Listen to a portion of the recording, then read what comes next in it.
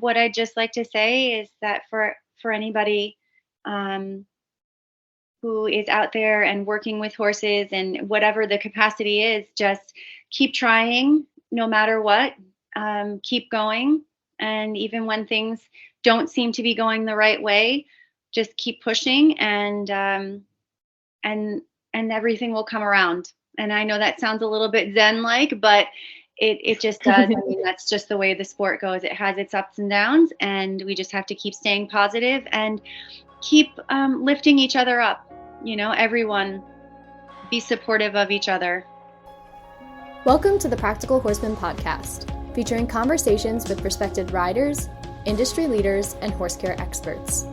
The show is co-hosted by Practical Horseman editors, and our goal is to inform, educate, and inspire.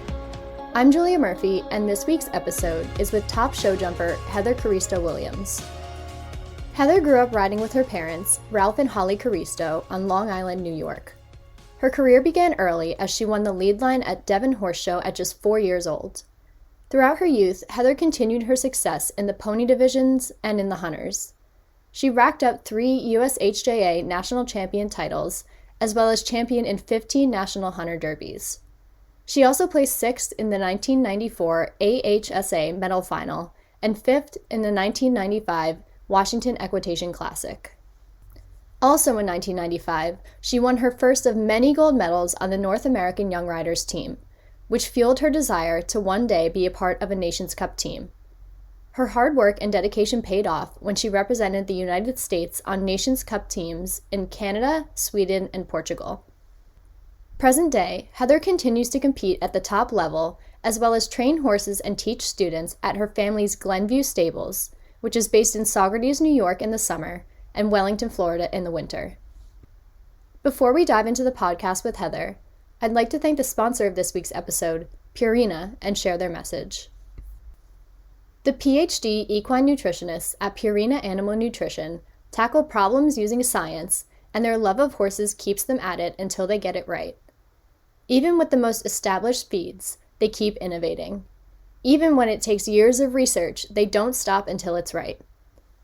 They are dedicated to the scientific method, but it can't capture the feeling of seeing a horse reach their full potential. It takes science and love to help your horses live their best life.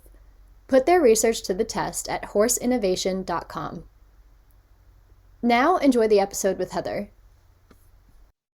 So just to get started, so I can get a better feel for you and so our listeners can get a better feel for you, I always like to find out how our guests got interested in horses and riding to begin with. All right, well, that's kind of an easy one for me because my family has a barn.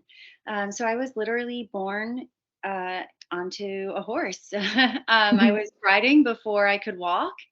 My father is a trainer, and my mother was a professional rider and trainer, although now she's an amateur. So it was sort of in my blood and presented as soon as I entered the world. Likewise, my mom was a rider before I was born too. She always likes to joke I was on my first horse before I even knew it because she rode when she was pregnant, My mom said the same thing. Very funny. So when I know you said, you've been riding since before you can remember, but when in your lifetime did you start taking lessons and getting really more serious about it? And then when did you get into more of competing and showing and all of that? I remember when I was younger and I had just gotten into the small ponies, and my sister Lynn and my mother Holly, they were at the barn, and they were very prominent in the barn in that time in my life. And she was both of them were teaching quite a bit, and I remember so clearly that I wanted to just show. And I came off the school bus, and I was like, I don't know if I really want to ride today. I think I just want to show. And my mom said, no, you show when you lesson. Mm-hmm. And I remember that, and I really took that to heart because I knew that if I wanted to get into the show ring, I had to take lessons. And I started at a young age, and my sister Lynn and my mother Holly, they would teach me after school. And I knew that I had to take it seriously in order to be able to have the privilege of riding and showing.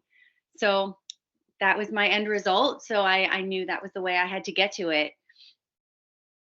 And when you were getting lessons from your sister and your mom, was that at Thomas's? I'm just curious. No, I really only attended Thomas's for summer camp. Oh Um, yeah, me too.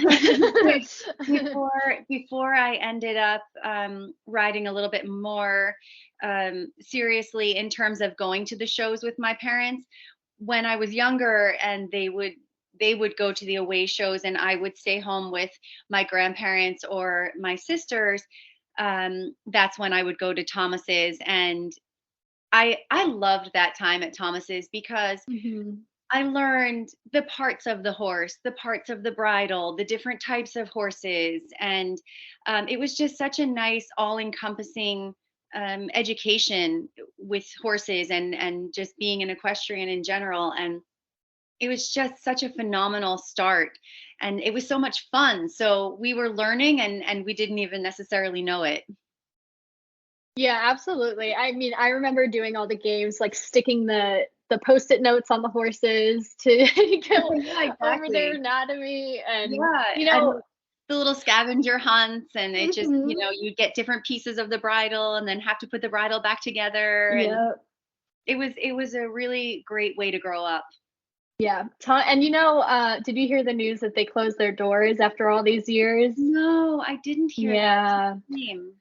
Just recently in the past month. I'm not really sure what came to it eventually. I think the property was bought, and I'm not really sure what the plans for it are. But I mean, so many decades of teaching people and just incredible experiences. But Mhm. yeah, unfortunately, their doors are closed for Oh, now, at that's least. that's sad. But Well, hopefully, maybe someone will take it over and bring it back again. yeah, that's the hope. Fingers crossed. So I guess we'll have to see what the future has in store for Thomas's. But just to get back into your horse history, so what is it after all of these years that has kept you involved in the sport and just so passionate about horses? I just I just love them. I just love horses, and I love the connection that we have with them. I mean, they don't need to do any of the stuff that they do for us, and the fact that they do is pretty remarkable. So I have so much respect for them as an animal and an athlete, and being able to work with them on a daily basis is really something special. It really is, and there's no like denying. I get that answer a lot. Just you can't deny your love for them. They try so hard for us. They do their best for us every day, and it's really what keeps us in the game. Just because we love them so much. What's really fun for me is I tend to get a lot of young horses and then bring them along.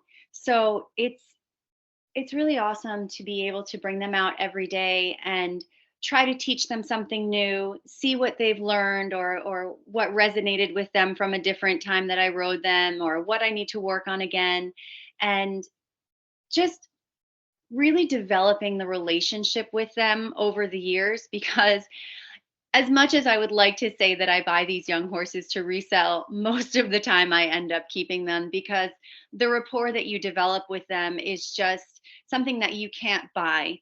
So Hmm. I appreciate spending that time with them, and then however many years later, knowing when I go in the ring what to expect and how they're going to respond and what I can do to hopefully get the desired outcome.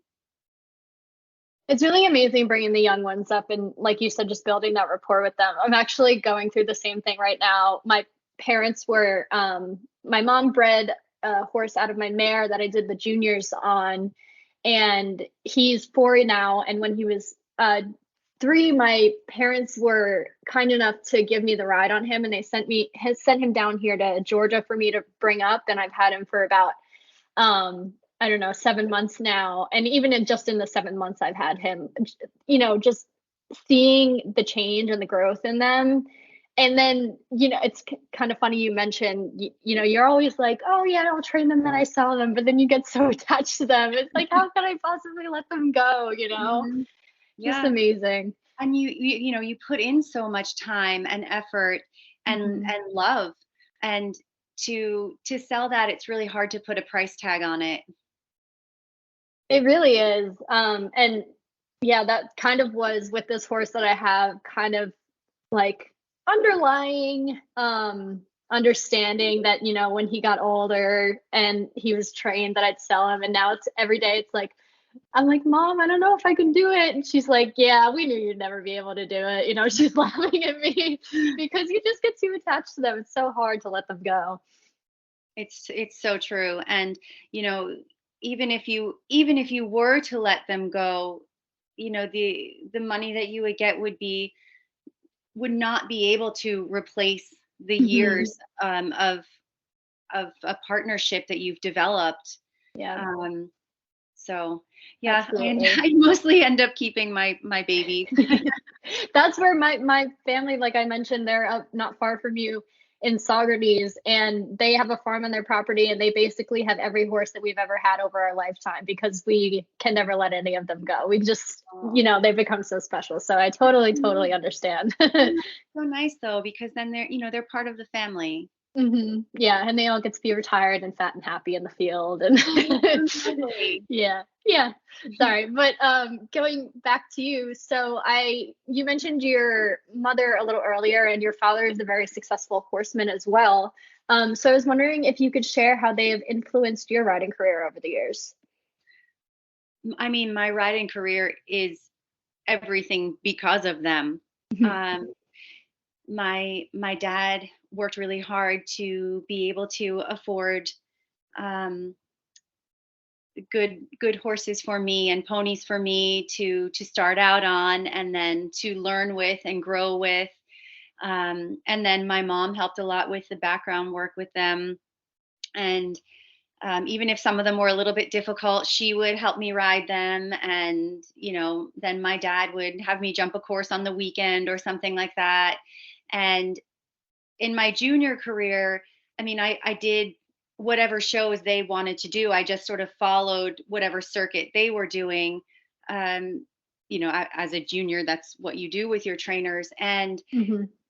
I mean, really everything that I have become, or any achievements that I've had, I really owe to them, because I wouldn't be anywhere where I am. And I know I still have a long way to go, but I am so appreciative of the background they gave me, um, and the animals that they were able to match me with.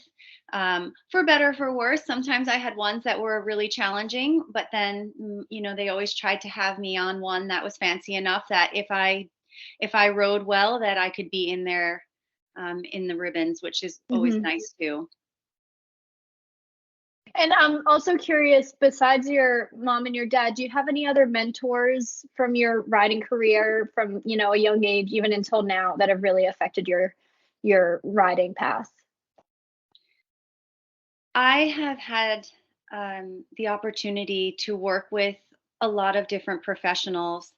Although I haven't necessarily, quote unquote, ridden with them because of how prominent my parents are in the business, I have had, I have been able to have some lessons with a lot of great riders, and BZ Madden, Michael Matz, um, Todd Minikis, and as a young rider, I was even able to.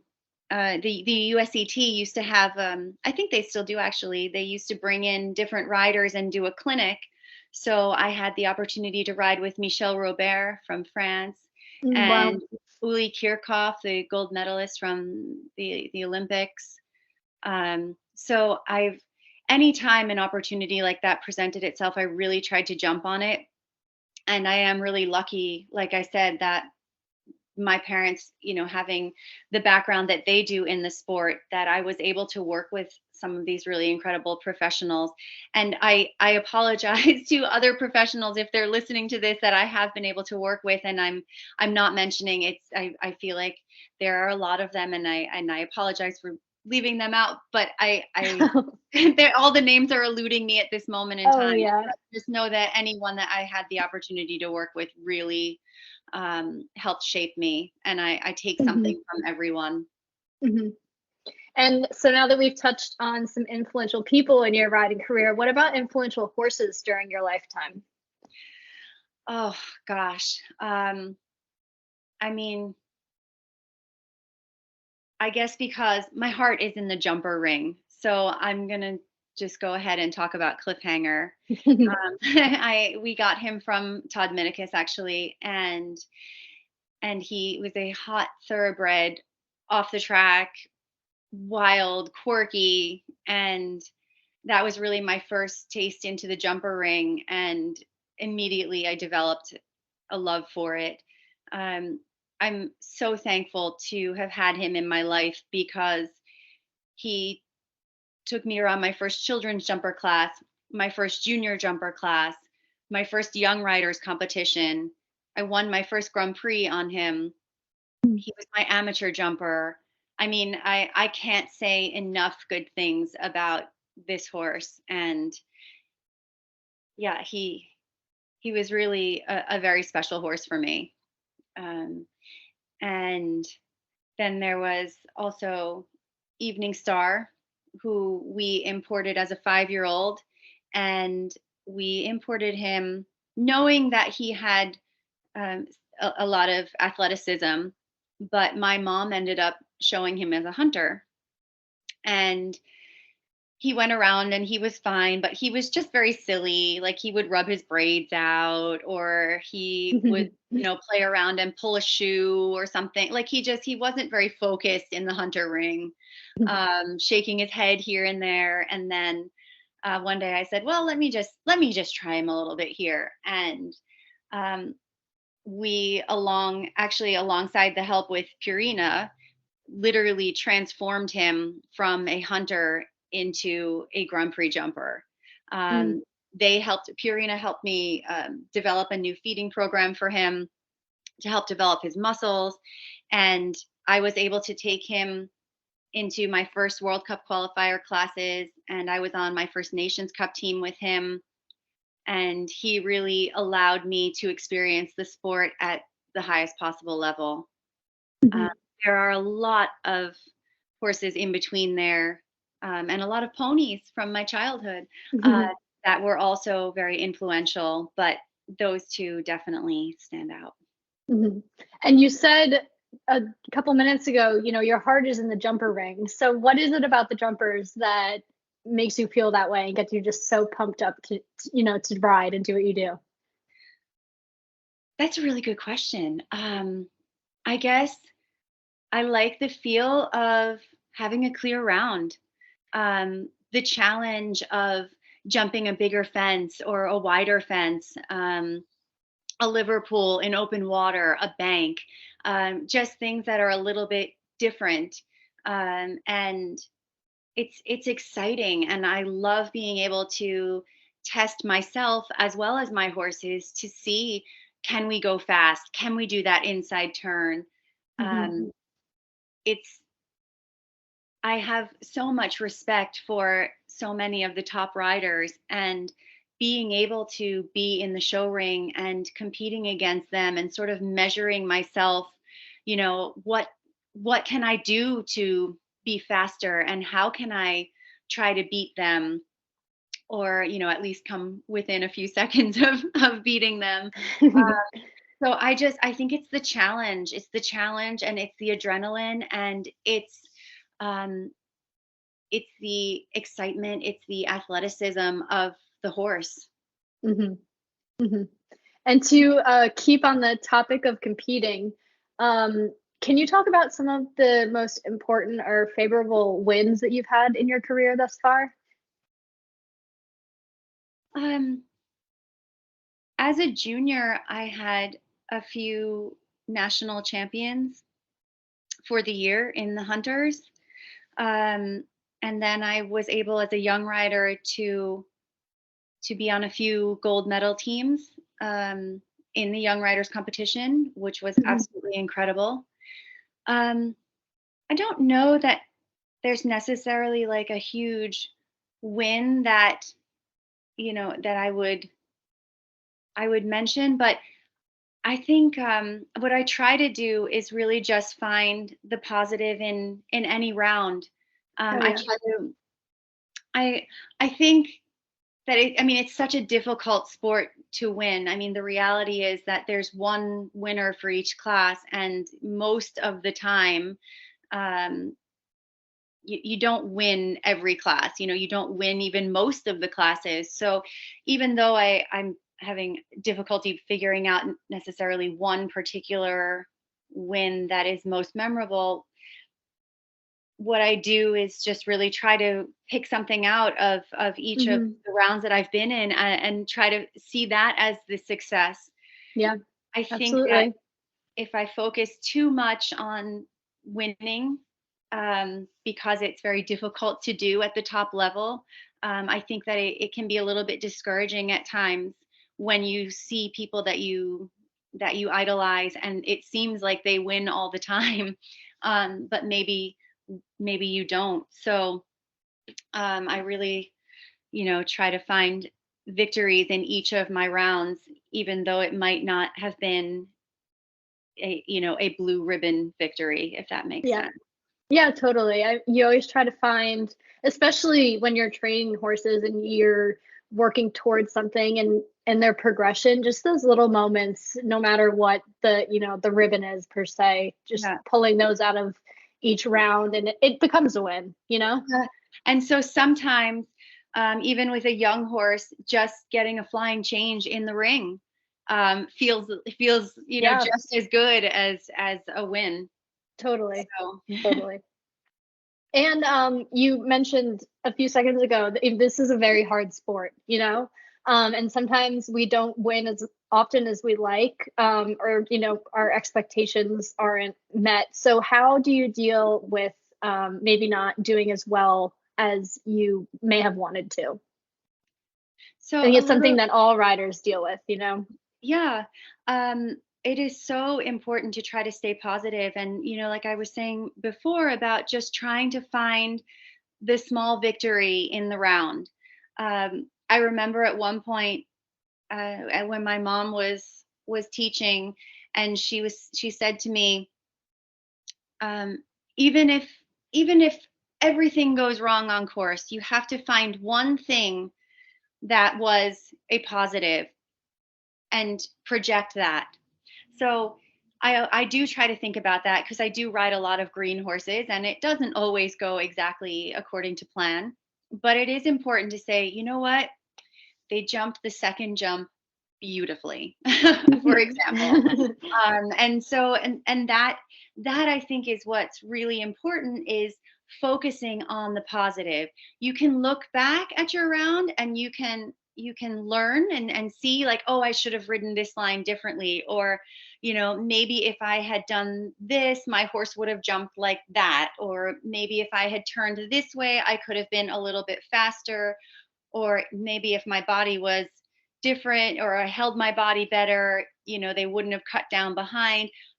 Learn from the mistake, but then forget about it and say, you know what? It's all about that second jump. That second jump, the feeling on that second jump was so amazing, and that's the feeling that I'm going to aim toward in my next round for more jumps like that. Um, it can be very difficult, and a lot of people do focus on the ribbons, and I try very hard not to. I mean, of course I go out there and try to win.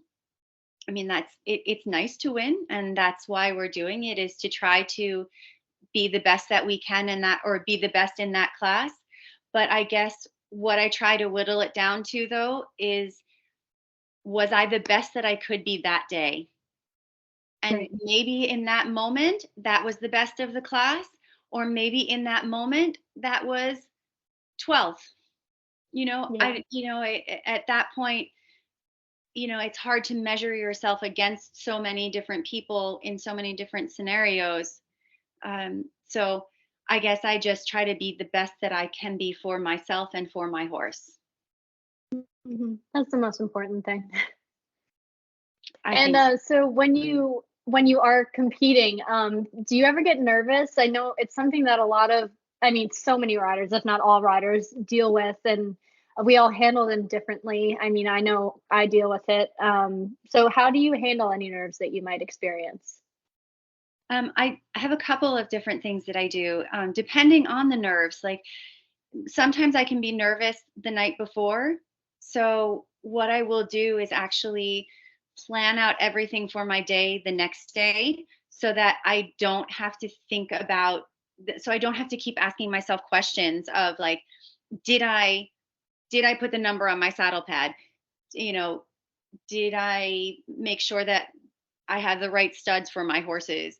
So Right. I try to at least maybe like the night before, make sure my clothes are all laid out for the morning. Maybe go over with the amazing team that I work with in the barn, the plan for the next day. I find that not even relating to the course itself, having those things sort of taken care of allows me more mental space to Right. focus on the course. So Hmm. that's one way that I can help deal with my nerves is just making sure that I have a plan, um, and that everything is well organized so that when it's time for the class itself, I can just focus on that. In terms of when I walk the course, if there's something that makes me a little bit nervous, maybe the height, maybe a tricky line, um, I will, depending on where I go in the class, if I have the luxury of watching a few, I might watch one or two and then just solidify my own plan mentally and go walk away for a little bit, go for a little walk, do a lot of deep breathing. I have the I have an app where I can do little 5-minute meditations, which I have done Hmm. in between rounds of a jump off, for instance. Um, and I also find that if I can say to myself, you know, as long as these nerves are helping me to be sharper and not not hindering my ride, then Right. I'm okay with them. Hmm. I try not to focus on the fact that I am nervous because I find that if I focus too much on that, then it would hurt my ride. It would change my Yep. ride. But if I can just say, okay, I get it. I'm nervous about this line, but now I feel like this is my plan and I'm going to use my nerves and channel them to make me Hmm. ride better, then, hopefully that's the best outcome. And what about any superstitions? Like some riders, to even help with their nerves, they have routines and superstitions before they go in the show ring or for the show day. Do you have anything like that? I do.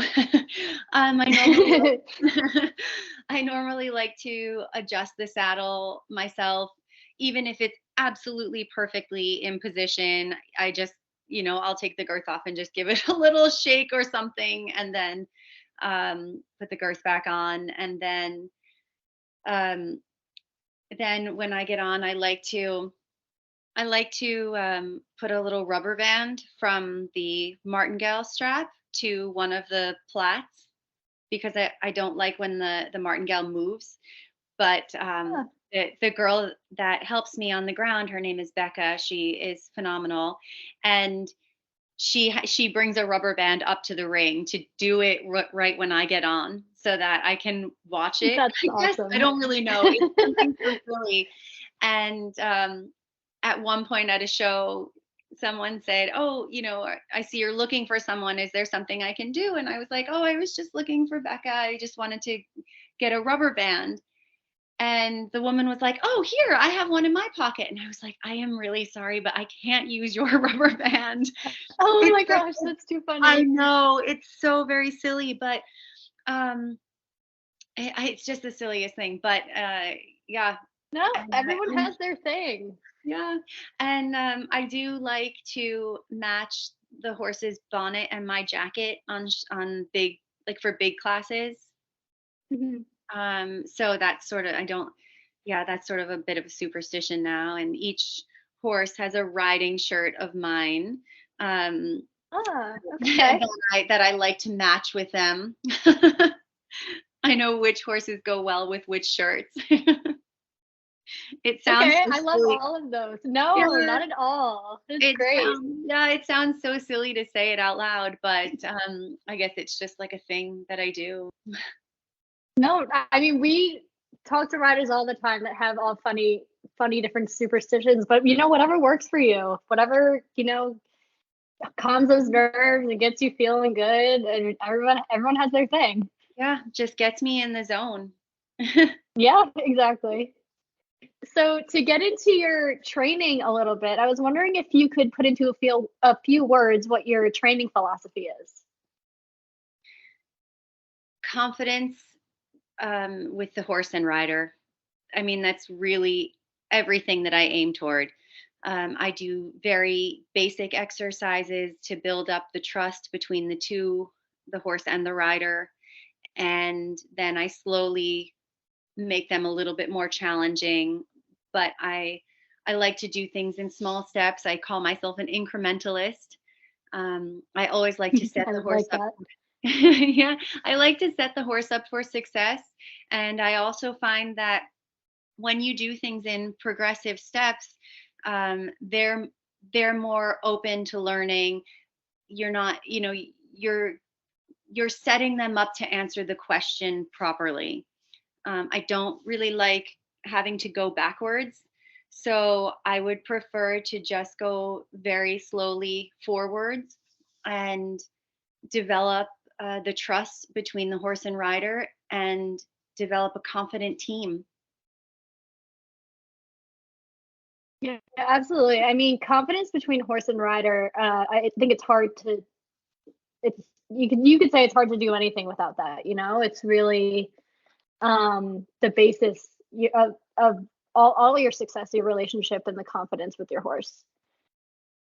And I think once you develop that, I truly believe there's nothing that the horse won't try for you. Oh, totally. Yeah. I mean, once your horse has that mutual trust with you, I think that they would go to most horses would go to the ends of the earth for you. Like you mentioned at the beginning, just making that connection with a horse and seeing them, you know, progress and just having that relationship with them that they will try their heart out for you, every time Mhm. you go in the ring. Yep. Um, yeah. And do you teach? I wasn't sure about that. Yes, I do. I have Okay. several clients. I work with my parents still now, and I do teach. We have clients. We have some that are with us all year round. We have some that we meet just in Florida. I have a few that are outside clients that I just see at the shows. Mhm. But I do teach and I do Okay. clinics every once in a while. um, Okay. I, I love teaching. And so, how would you describe your teaching style? Now that we touched on your training style a little bit, what about teaching? I mean, I feel like it's pretty much the same thing. Hmm. You know, whether I'm mentally saying to myself, this is what I'm going to do with my horse to develop that relationship, I would just be verbally expressing it to my clients. This Right. is, about trying to develop that nice relationship between the two, and that everyone is learning and growing, and having fun. And having fun. Hmm. That's really important. It has to be fun, or you're not going to want to do it, and neither are the horses. Yeah. And when you are teaching students, do you ever find that there's one thing that a lot of students, or even yourself, like need to work on, that maybe something people like skip over or struggle with, just one thing that people really need to focus on? That's a good question. I feel like everyone has a different something to work on, and I find that's what's very interesting is what I end up working on within myself is what I project to my clients. Meaning that maybe one day I'm working on even something as simple as trotting a line of poles, trotting in and walking out, and being able to do that in a straight line.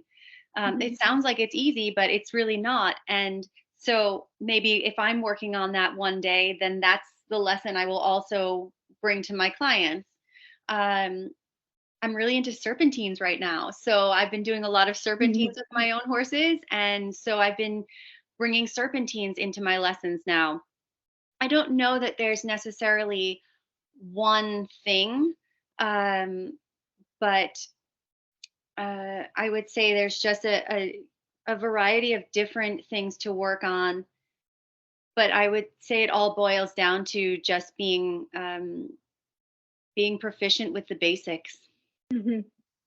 And you kind of did touch on it there, or at least for right now, you said you like serpentines. So that kind of goes into my next question about a favorite exercise or any type of work that you think is really important and why you do think it is so important. Yeah, I do a lot of pole work, a lot of pole Mm. work. I find that you can achieve the same results over the poles as you can when you're jumping, only it's less taxing on the horse mentally and physically. Um, and yeah, so I do a ton of pole work. Yeah, I'm into serpentines right now and transitions. I actually don't do a whole lot of jumping, but recently I've been very into Luciana Diniz. She's a Portuguese slash Brazilian rider, and she is phenomenal. And I love her training style. And she does little Tuesday exercises. So every once in a while, I'll set up a gymnastic that she had set up, and practice something like that. And actually, on a side note, during COVID, when everything was shut down, I started doing the 101 jumping exercises for horses and riders.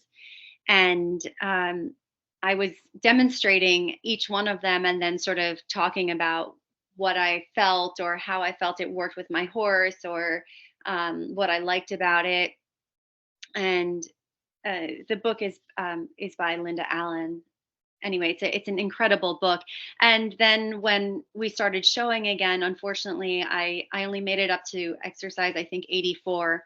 And someone reminded me That's yesterday quite a feat still. that I should probably finish that. But I found that to be very enjoyable also. Great reminders of different exercises and different things that you should be able to do with your horse that seem very easy, like walking a pole on the ground. But if you break it down, if you break it down, it's actually pretty difficult to walk a straight line. Yeah, no, I totally. It's always the little things that get you, isn't it? And just a couple more questions here. I love to ask this one, and I get all kinds of different answers, and sometimes I get people who don't even know how to answer this question. But I always love to ask, why do you think you've been so successful as a rider? Oh wow. I mean, I I just feel like I still have so very much to learn.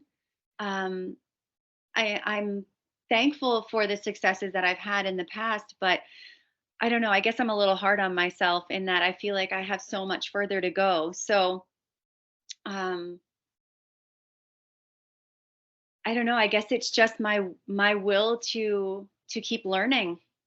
Mhm. Um, I think because every day is a new day. I mean, I can ride the same horse for 2 years, and I mean, every day there's something a little bit different. So I think it's Yeah. just the um, eagerness to understand which horse I'm on today, and how I can better myself and better the horse. I'm really appreciative of the team at our Mhm. farm, the people that I get to work with every day, who do such a phenomenal job with the horses. My parents, my the support of my husband, the support of my sponsors, and my owners, Mhm. Stephanie Bolger, QBS Equestrian. I mean, any successes that I've had are really everyone's success, because I really couldn't do any of this without all of those working parts. Yeah, absolutely. As much as riding as an individual sport, it really is so much the team behind you.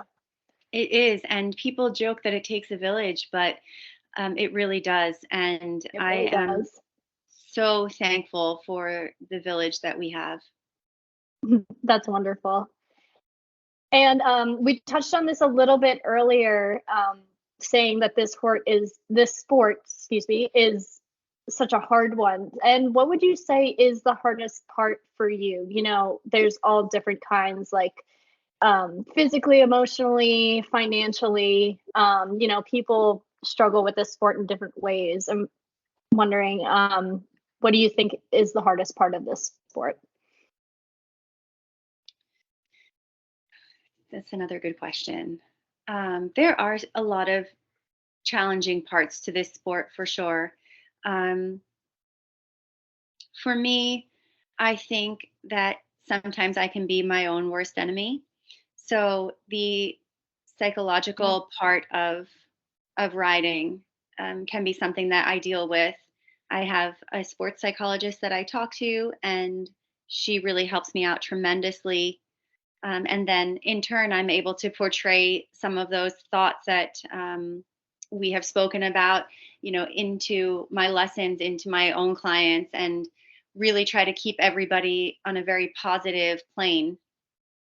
Um, of course, financially, it's a very expensive sport, and I'm just so grateful that I've had the support of my family and also a few people that have invested in horses for me. And I Mhm. just, yeah, I'm so thankful for that. Um, I think and a lot of people would agree with the psychological part of it. I think a lot of us riders find ourselves being our own worst enemies sometimes. It's so easy to be hard on yourself in this sport. So I totally understand that. it is, and I think that's why when I was talking earlier, um, about the fact that you can't really win every class out there, even though Yeah. online it always seems like in social media some people are, but I don't really think that everyone is. Yeah. But it is so important to find the successes in each round and not just be upset with the fact that you didn't win, or maybe you were second and you thought you should have won, or whatever the case may be. The Mhm. sport is so tricky because you can be totally on one day and your horse having an off day, and vice Yeah. versa. Your horse could be coming out ready to win, and you could have some things going on that you can't really deal with properly, and maybe you don't ride your best. So um, again, just appreciating when things do go well, whether or not that means a blue ribbon. It's Mhm. important to really keep that all in perspective. Yeah. So just wrapping up here, I'm curious what's next for you? What's on your calendar going forward? So more recently, moving forward, I am going to do some indoor shows. It's been a Yeah. while since it's been a while since I've done um, indoors, and I've done the FEI at the National Horse Show just two other times. So I'm really excited to bring two horses that I haven't yet shown indoors. So I think that I'm really excited about that. I think that's going to be a challenge. I know that they have shown indoors, but I haven't. Or I'm sorry, I haven't on them. Right. So I think that's sort of the next part of our development as a team is learning each other in a different scenario. Um, so I'm excited about that. And I did get another young horse, a 6-year-old that I just adore. So I'm really excited to start working with her and do her in a couple of smaller classes, just starting out, and seeing what I'm going to have for the Florida circuit. Very exciting stuff. It is really exciting, and I think that's also what keeps me so motivated um, is just what's next. What can I do to further myself as a rider? What can I do to further the horses in their careers? And it's pretty cool when I really do feel like where the horses have helped my own career. I believe that I've also I like to think that I've been a positive presence in their career as well. Oh, you certainly have. You certainly have. I'm just wrapping up here, but is there anything that you'd like to add before we finish this call?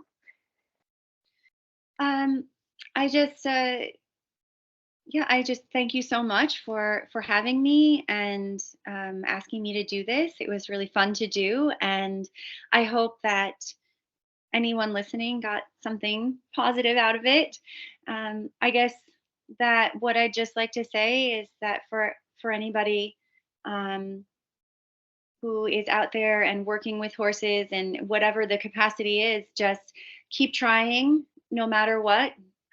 Keep going, and even when things don't seem to be going the right way, just keep pushing, and everything will come around. And I know that sounds a little bit zen like, but it just does. I mean, that's just the way the sport goes. It has its ups and downs, and we just have to keep staying positive and keep lifting each other up. Everyone be supportive of each other. Yeah, that's a very important part of all of it. Well, thank you so much again for hopping on with me. It was so wonderful to get to know you. This has been a great conversation. Thank you so much. I really do appreciate it. Thanks for listening to this week's episode with Heather Caristo-Williams, and a big thank you to the sponsor of this week's episode, Purina. Learn more at purinamills.com and put their research to the test at horseinnovation.com. You can subscribe to the Practical Horseman podcast on Apple Podcasts, Spotify, Stitcher, or wherever you listen. While you're there, please rate and review the show. Also, tune into our mini-sode series, The FOD Pod, where you'll hear audio lessons from our favorite Practical Horseman On Demand clips. At Practical Horseman On Demand, you can enjoy hundreds of how-to videos and get insider access to exclusive interviews and lectures, slow-motion demonstrations, and step-by-step tutorials taught by top-level pros in the hunter, jumper, equitation, and eventing disciplines. When you tune into the FOD Pod, listen closely for a promo code for 15% off your Practical Horseman On Demand subscription. Thanks again for listening to this week's episode. I'm Julia Murphy, and you've been listening to the Practical Horseman Podcast.